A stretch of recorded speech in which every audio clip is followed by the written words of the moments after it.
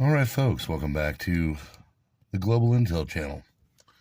Today we're going to be talking about the election from yesterday and how it might be an early warning sign that Trump's agenda is going to stall.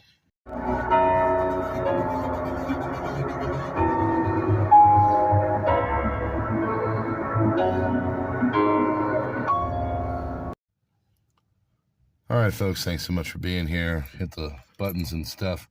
Appreciate it. Welcome to the Global Intel Channel. Sorry, it's been a little while, but still trying to get our mojo rolling. Definitely growing, getting more content out, a little more time. We plan on really growing this thing over the summer, so we'll have time. And we're going to just keep talking about things like the subject today, which, of course, is the Trump agenda and how the special elections in two different states, one swing state, one red state, could have implications for the Trump agenda. So we'll start with Florida, two different races, one for the old seat for Mike Waltz, who is the national security advisor, and then another one in the Panhandle for another open seat. Both securely went to the Republicans, but the Waltz seat, it only got 15 points ahead compared to the 30-point win for Trump 4 months earlier. Now, a lot of people are worried and they're saying, oh, this is a sign of bad things to come, but there are some considerations and things that you must know that may have affected all this. First and foremost, these special elections and these off-election elections, timing, they tend to always go towards the Democrat Party. They're much more invigorated on these kind of off-time election dates than the Republicans. Republicans are a little bit more on the regular time frame in November of 26, 28, 30, that kind of thing. So people are saying, oh, it's a big sign. To be honest with you, it's about par for the course. It wasn't quite as handily a win as they had expected, but it's definitely nothing to freak out over. Same thing kind of goes with the Patronus win in the Panhandle. He won, but it wasn't quite as handy as they thought it would be. And nothing to worry about down in Florida. They are securely red for now and the foreseeable future. Now, up in Wisconsin is a little bit of a different story. The voter ID law got through, so that was a good sign for the Republicans. But also the Supreme Court, it went to the Democrats, or the liberal side of things, and will be theirs until 2028 when the next election comes up that could change the demographics of the vote or of the Supreme Court up in Wisconsin.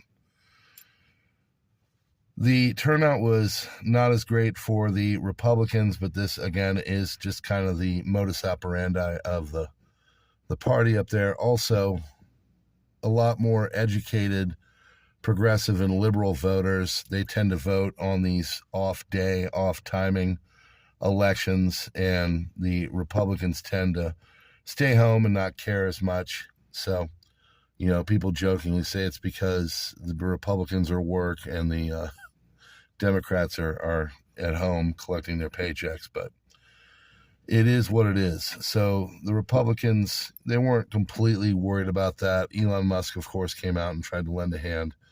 It did not help in the ultimate scheme of things, but then again, this is a Supreme Court vacancy that they are putting in, or at least election. And so judges tend to vote differently than your hardcore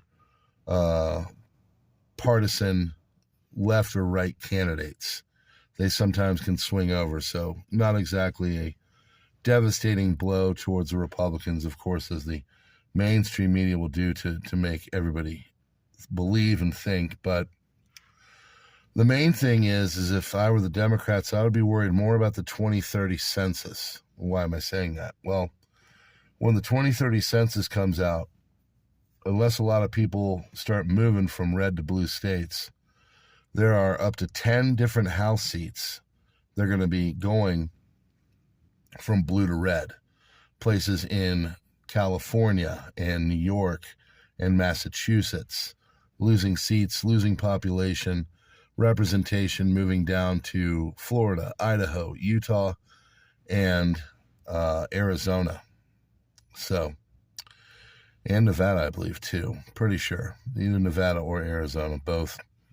We'll see when the census comes out. No, excuse me. What am I saying? Those ones have stayed fine. It's Texas. Texas is the one. Texas, Utah, Idaho, and Florida have all gained in their populations where they could be affected in getting a new representative. My mea culpa. So we shall see. There's a lot of things that are changing in the country as it stands right now. The Trump agenda is, getting hit with the judges, but now there's legislation in 26 out of 50 state. They are challenging this judicial activism that has been going on to stop the agenda. So we shall see.